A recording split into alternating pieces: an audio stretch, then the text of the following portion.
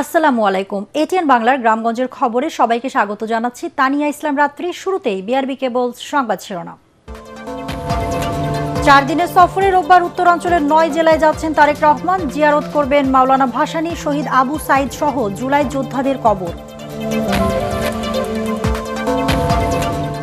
তীব্র শীতে বিপর্যস্ত সারা দেশ। 4 বিভাগ ও 12 জেলায় শৈত্যপ্রবাহ। সর্বনিম্ন তাপমাত্রা নওগাঁয় 6.7 ডিগ্রি।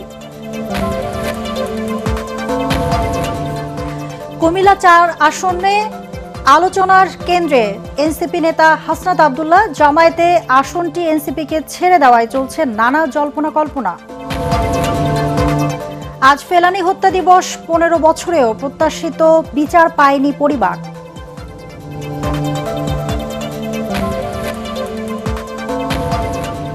এবং 8 বছর পর দেশে আসলো যুক্তরাষ্ট্রের ভুট্টা। চট্টগ্রাম বন্দরে পৌঁছেছে 57,855 মেট্রিক টনের চালান। শুনছিলেন বিআরবি কেবল সংবাদ শিরোনাম, এবার বিস্তারিত।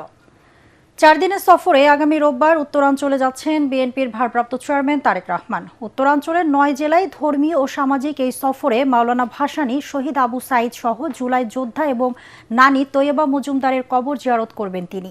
এছাড়াও জুলাই শহীদদের পরিবারের সদস্যদের সাথে সাক্ষাৎ করবেন তারেক রহমান। বিএনপির ভারপ্রাপ্ত চেয়ারম্যান একান্ত সচিব এবিএম আব্দুস সাত্তার স্বাক্ষরিত গণমাধ্যমে পাঠানো বিজ্ঞপ্তিতে সফরের বিস্তারিত জানিয়ে জেলা প্রশাসক, রিটার্নিং অফিসার, আইন শৃঙ্খলা বাহিনী সহ সরকারের সংশ্লিষ্টদের সহযোগিতা চাওয়া হয়েছে। চিঠিতে সফরে কোনোভাবেই নির্বাচনী আচরণবিধি লঙ্ঘন করা হবে না বলে জানানো হয়েছে। রোববার সকালে ঢাকা থেকে সড়ক পথে টাঙ্গাইল, সিরাজগঞ্জ হয়ে বগুড়ায় পৌঁছে সেখানে রাত্রি যাপন করবেন তিনি। পরদিন রংপুর, দিনাজপুর ও ঠাকুরগাঁও যাবেন বিএনপির ভারপ্রাপ্ত চেয়ারম্যান। 13 জানুয়ারি পঞ্চগড়, নীলফামারী, লালমনিরহাটে দোয়া মাহফিলে অংশ নেবেন তারেক রহমান। পরদিন রংপুর, বগুড়া হয়ে ঢাকায় ফেরার কথা রয়েছে বিএনপির ভারপ্রাপ্ত চেয়ারম্যানের। গত 25 ডিসেম্বর দেশে ফেরার পর দীর্ঘ 1.5 যুগ শেষে প্রথমবারের মতো ঢাকার বাইরে সফরে যাচ্ছেন তারেক রহমান।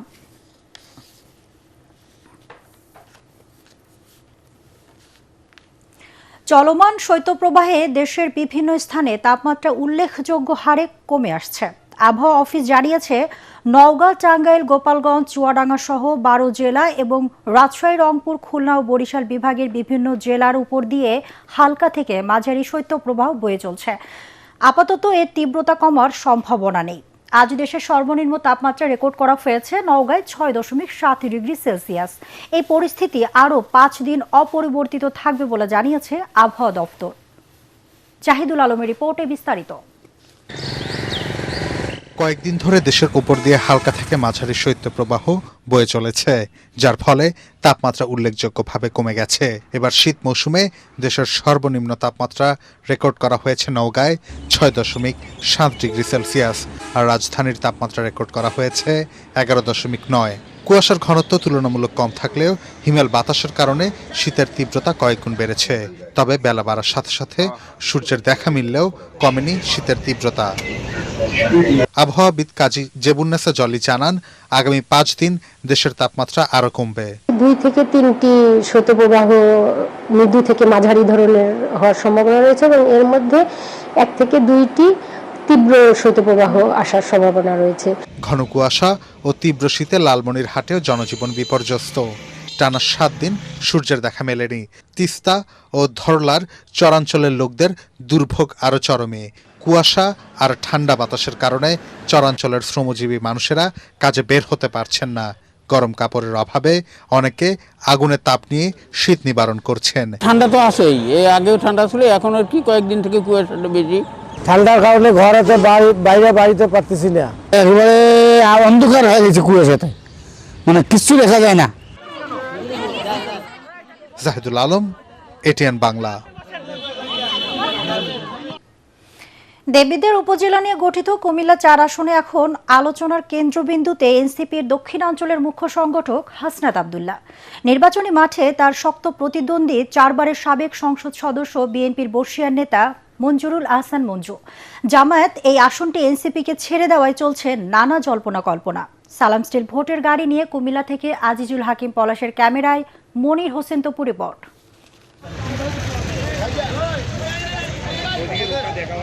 জুলাই অভ্যুত্থানের সম্মুখ সারির যোদ্ধা হাসনাত আব্দুল্লাহ জাতীয় নির্বাচনে অংশ নিচ্ছেন দেবিদ্বার উপজেলা নিয়ে গঠিত কুমিল্লা ৪ আসনে। বুলেটের গুলির সামনে বুক পেতে দেয়া টগবগে এই যুবক ভোটারদের মন জয় করতে নানা প্রতিশ্রুতি দিচ্ছেন।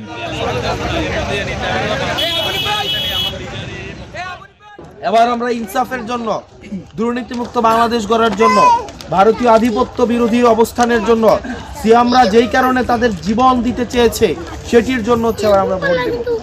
এবার আপনারা সবাই আমরা একসাথে, আমার আন্টি আঙ্কেল মারা যারা আছেন, সিয়ামের আম্মা বলতে পারবো আপনি কি আমার ভোটেই আমারে পাইছেন, আর কোনো সময় পান নাই। রাজনীতির মাঠে নতুন মুখ হাসনাত আব্দুল্লাহ লড়ছেন শাপলাকলি প্রতীকে, তবে নেই চেষ্টার কমতি। জামাতের সমর্থন পাওয়ায় নির্বাচনী কার্যক্রমে বেড়েছে গতি। হাসনাত আব্দুল্লাহকে লড়তে হবে ধানের শীষ প্রতীকে নির্বাচনে অংশ নেয়া 4 বারের সংসদ সদস্য মঞ্জুরুল আহসান মঞ্জুর সাথে। যোগ্য দুটোটা বোঝা যায়, তো মঞ্জুর আহসান মুন্সি মনে করেন পুরানা আর কি, যুবক পোলা হয়নি চাই যে আমরা নতুন চাই, তো আমরা তো ভালো লাগে মঞ্জুর আহসান মুন্সি। মঞ্জুর আহসান মুন্সি যে দেবিদ্বারের উন্নয়নের রূপকার, যার দ্বারা দেবিদ্বার আনাচা কোনাচা রাস্তাঘাট হয়েছে, ইনশাল্লাহ আমরা তাকে চাই। এখানে ভালোই সারা পড়তেছে হাসনাত আব্দুল্লাহ ভাইয়ের, ওনার জনপ্রিয়তা আলহামদুলিল্লাহ আকাশচুম্বী। সবার আশাবাদী যে উনি যদি সংসদে যায় তাহলে আমাদের এই দেবিদ্বারের জন্য ভালো উন্নতি হবে এবং দেবিদ্বারের জন্য ভালো হবে। আমরা জুলাই যোদ্ধারা অনেক দেশ পরিবর্তন করছে, অঙ্কা ইনশাল্লাহ দিলে বিএনপি ক্ষমতা আসলেই আরো দেশটা একটু ভালো হবে। 17 বছর বহুত জেলমেল খাচ্ছে, বহুত মামলা গাইছে, তো বেটার যদি অঙ্কা আমরা না চাই তাহলে বলি কি বেটা এত মামলা খাইয়া আমরা হ্যাঁ দরকার। দেবিদ্বার উপজেলায় মোট ভোটার 4,10,085 জন। মনির হোসেন তপু, এটিএন বাংলা, কুমিল্লা। এদিকে কুমিল্লার দেবিদ্বার উপজেলায় গণভোটের পক্ষে প্রচারণা চালিয়েছেন এনসিপির দক্ষিণাঞ্চলের মুখ্য সমন্বয়ক ও কুমিল্লা 4 আসনের এনসিপি প্রার্থী হাসনাত আব্দুল্লাহ। সকালে তিনি নিজ নির্বাচনী এলাকা দেবিদ্বারের বিভিন্ন গুরুত্বপূর্ণ এলাকায় পদযাত্রা ও গণসংযোগ কর্মসূচিতে অংশ নেন। এ সময় ত্রাণপুর, সুলতানপুর, খলিলপুর বাজার ও আসানপুর সহ আশপাশের এলাকায় ভোটারদের সাথে সরাসরি কথা বলেন তিনি। পদযাত্রাকালে হাসনাত আব্দুল্লাহ গণভোটের গুরুত্ব তুলে ধরে বলেন, গণভোটের মাধ্যমে জনগণের প্রকৃত মতামত প্রতিফলিত হবে এবং গণতান্ত্রিক প্রক্রিয়া আরও শক্তিশালী হবে। এ সময় গণভোটের পক্ষে জনসমর্থন চাওয়ার পাশাপাশি নিজ দল এনসিপির ভোট প্রার্থনা করেন তিনি। পথসভা ও গণসংযোগে স্থানীয় নেতাকর্মী ও সমর্থকরাও অংশ নেন।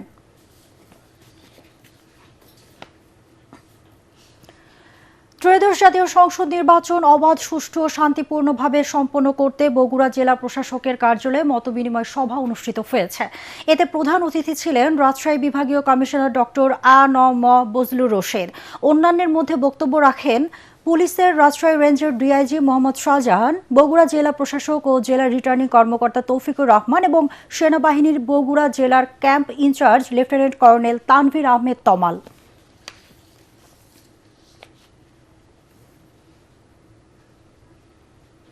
দেশের চাবি আপনার হাতে, এই প্রতিপাদ্যে আসন্ন জাতীয় সংসদ নির্বাচন ও গণভোটের গুরুত্ব সাধারণ মানুষের কাছে তুলে ধরতে সারা দেশের মতো গাইবান্ধায় বিশেষ প্রচারণা চালিয়েছে ভ্রাম্যমাণ ভোটের গাড়ি। সকালে সংস্কৃতি মন্ত্রণালয়ের সুপার কারাভ্যানের মাধ্যমে জেলা শহরের বাস স্ট্যান্ডে চলচ্চিত্র প্রদর্শন ও সাংস্কৃতিক অনুষ্ঠানের আয়োজন করা হয়। জেলা প্রশাসক মোহাম্মদ মাসুদুর রহমান মোল্লা, জেলা তথ্য কর্মকর্তা ইশতিয়াক আহমেদ আবির ও জেলা নির্বাচন অফিসার মোহাম্মদ শহীদুল ইসলাম সহ জেলা প্রশাসনের অন্যান্য কর্মকর্তা এ সময় উপস্থিত ছিলেন।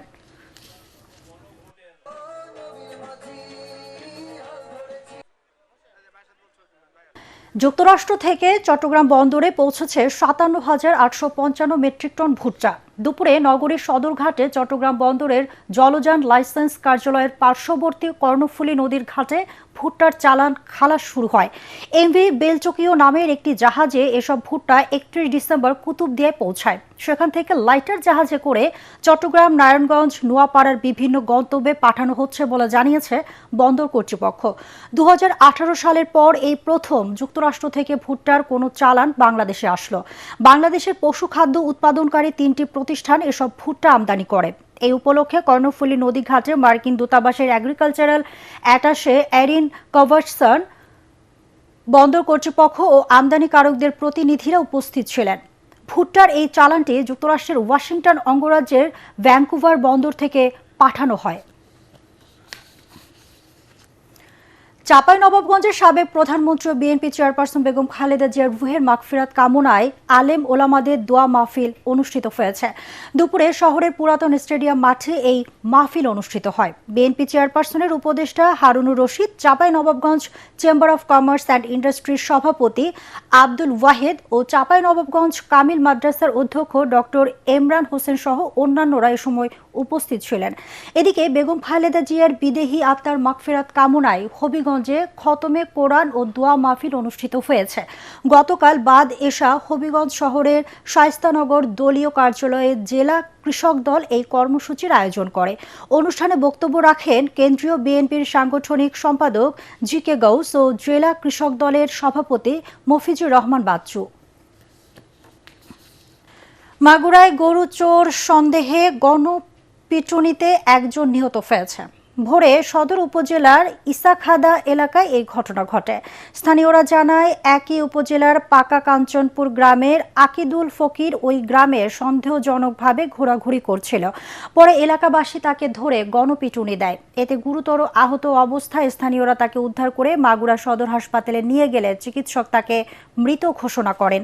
তবে পরিবারের দাবি, ভোরে ঢাকা থেকে বাড়ি ফিরছিলেন।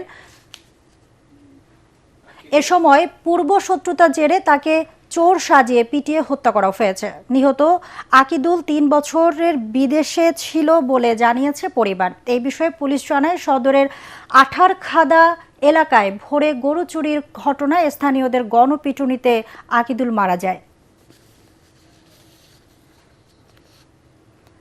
আজ 7 জানুয়ারি সীমান্তে কিশোরী ফেলানী হত্যার 15 বছর। 2011 সালের এই দিনে কুড়িগ্রামের ফুলবাড়ির অনন্তপুর সীমান্তে ভারতীয় সীমান্তরক্ষী বাহিনী বিএসএফের গুলিতে নির্মম হত্যাকাণ্ডের শিকার হয় ফেলানী। দীর্ঘ 4.5 ঘন্টা কাঁটাতারে ঝুলে থাকে ফেলানীর মৃতদেহ। এ সময় গণমাধ্যম সহ বিশ্বের মানবাধিকার সংগঠনগুলোর তীব্র সমালোচনার মুখে পড়ে ভারত। পরে বিএসএফের বিশেষ কোর্টে 2 দফায় বিচারিক রায়ে খালাস দেওয়া হয় অভিযুক্ত বিএসএফ সদস্য অমিয় ঘোষকে। রায় প্রত্যাখ্যান করে ভারতীয় মানবাধিকার সংগঠনের সহযোগিতায় দেশটির সুপ্রিম কোর্টে রিট আবেদন করে ফেলানীর পরিবার। কিন্তু 15 বছর পার হলেও এখনো মেলেনি প্রত্যাশিত বিচার। মেয়ের হত্যাকারীর বিচার না পেয়ে হতাশ ফেলানীর পরিবার। ভোলা ইজি বাইক ছিনতাই করে চালক আবু বকর সিদ্দিকীকে কুপিয়ে হত্যার রহস্য উদ্ঘাটন ও প্রধান আসামি সহ 3 জনকে গ্রেপ্তার করেছে পুলিশ। দুপুরে ভোলায় এক সংবাদ সম্মেলনে এসব তথ্য জানান পুলিশ সুপার মোহাম্মদ শহীদুল্লাহ কাউসার। গত 30 ডিসেম্বর রাতে চরফ্যাশন পৌরসভা বাস স্ট্যান্ড থেকে লালমোহনের গজারিয়া বাজারে যাওয়ার কথা বলে ইজি বাইক ভাড়া নিয়েছিল আসামিরা। পরে লালমোহন উপজেলার কচুয়াখালী এলাকায় চালক আবু বকর সিদ্দিকীকে ধারালো চাকু দিয়ে আঘাত করে হত্যা করা হয়। এতে ঘটনাস্থলেই চালকের মৃত্যু হয়। এই ঘটনায় নিহতের ছেলে সুলতান বাদী হয়ে লালমোহন থানায় হত্যা মামলা দায়ের করেন।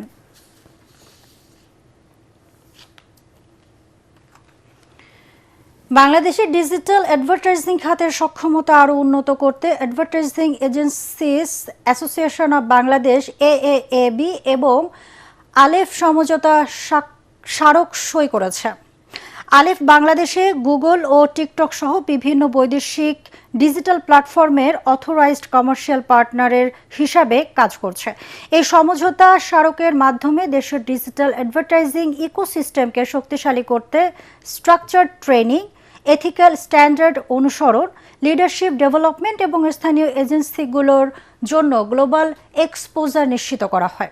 রাজধানী ঢাকায় আয়োজিত অনাড়ম্বর এক অনুষ্ঠানে উভয় প্রতিষ্ঠানের সিনিয়র প্রতিনিধিদের উপস্থিতিতে এই সমঝোতা স্মারক সই হয়। অনুষ্ঠানে AAABর পক্ষে উপস্থিত ছিলেন সংগঠনের সভাপতি সানাউল আরেফিন, সাধারণ সম্পাদক সৈয়দ আহসানুল আপন এবং যুগ্ম সম্পাদক MA মারুফ। আলিফের পক্ষে উপস্থিত ছিলেন আলিফ গ্রুপ ইনকর্পোরেটেড বাংলাদেশ ও শ্রীলঙ্কার কান্ট্রি ডিরেক্টর এহসানুল হক এবং পার্টনার ডিরেক্টর আহসানুর রহমান। চট্টগ্রাম ভেন্যুতে বিপিএল ম্যাচ আয়োজনের দাবিতে মানববন্ধন ও প্রতিবাদ সমাবেশ অনুষ্ঠিত হয়েছে। চট্টগ্রামের সর্বস্তরের ক্রীড়া মোদী জনতার ব্যানারে জেলা স্টেডিয়াম প্রাঙ্গণে আয়োজিত সমাবেশে প্রধান অতিথি ছিলেন সিটি কর্পোরেশনের মেয়র ডাক্তার শাহাদাত হোসেন। সমাবেশে বাংলাদেশ ক্রিকেট বোর্ডের সাবেক পরিচালক সিরাজ উদ্দিন মোহাম্মদ আলমগীর, সিজেকেএস ক্লাব সমিতির উপদেষ্টা হাফিজুর রহমান, সিজেকেএস ক্লাব সমিতির সাধারণ সম্পাদক সৈয়দ শাহাবুদ্দিন শামীম ও ক্রীড়া সংগঠক ইসরাফিল খসরু সহ অন্যান্যরা বক্তব্য রাখেন। বক্তারা চট্টগ্রাম ভেন্যুতে বিপিএল এর ম্যাচ না হওয়া পর্যন্ত আন্দোলন অব্যাহত রাখার ঘোষণা দেন। ন্যাশনাল সিভিল এভিয়েশন সিকিউরিটি প্রোগ্রামের নির্দেশনা অনুযায়ী প্রতিটি বিমানবন্দরে 2 বছরে কমপক্ষে একবার এয়ারপোর্ট সিকিউরিটি এক্সারসাইজ আয়োজন করা প্রয়োজন। এরই ধারাবাহিকতায় ছিনতাই, বোমা হামলা সহ নানাবিধ ঝুঁকি মোকাবেলার সক্ষমতা যাচাই এবং অংশীজনদের প্রস্তুতি বাড়ানোর লক্ষ্যে এই মহড়ার আয়োজন করা হয়। মহড়ায় একটি বিমানে বোমা হামলার আশঙ্কাজনিত পরিস্থিতি সৃষ্টি করে তাৎক্ষণিকভাবে সক্রিয় করা হয় ইমার্জেন্সি অপারেশন সেন্টার। বাংলাদেশ বিমান বাহিনী, সেনাবাহিনী, র্যাব, পুলিশ, ফায়ার সার্ভিস সহ সংশ্লিষ্ট সংস্থাগুলো সমন্বিতভাবে মহড়ায় অংশ নেয়। এতে উপস্থিত বেসামরিক বিমান চলাচল ও পরিবহন কর্তৃপক্ষের chairman air vice marshal Mostafa Mahmud Siddique জানান, এই ধরনের মহড়া বিমানবন্দরের নিরাপত্তা জোরদারে গুরুত্বপূর্ণ ভূমিকা রাখবে।